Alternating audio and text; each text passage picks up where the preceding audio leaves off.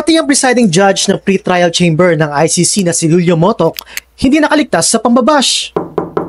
Matapos ang pre-trial hearing ni dating Pangulong Rodrigo Duterte sa International Criminal Court noong March 14 para sa kasong Crimes Against Humanity, bumuhos ang mga komento ng mga loyalista ng dating Pangulo sa Facebook account ni Motoc. Maging ang kanyang LinkedIn profile hindi nakalusot.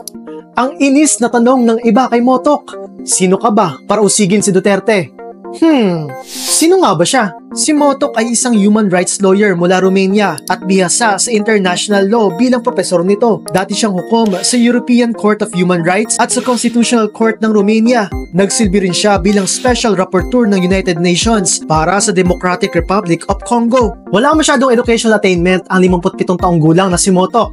Well, maliban sa law degree at doctorate degree in ethics mula sa University of Bucharest sa Romania, master's degree at doctorate degree in international law, summa cum laude, mula sa Paul Cézanne University School of Law sa France at habilitation in law mula sa University of Paris Sud sa parehong bansa. Philosophy fellow din siya sa Institute for Human Services sa Germany at Yale School of Law sa Estados Unidos. Nakapagturo na siya sa kanyang alma mater, the University of Bucharest, New York University School of Law at St. Thomas University sa Estados Unidos at European Academy of Human Rights sa Italy.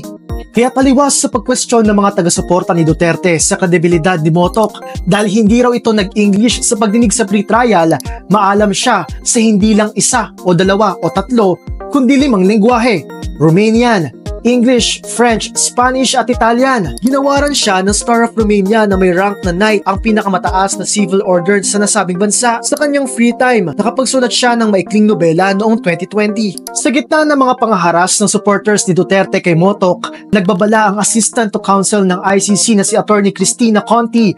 Posible raw kasi itong tingnan bilang pagtatangka na pakialaman ng galaw ng kaso at ikasama ng imahe ng mga Pilipino.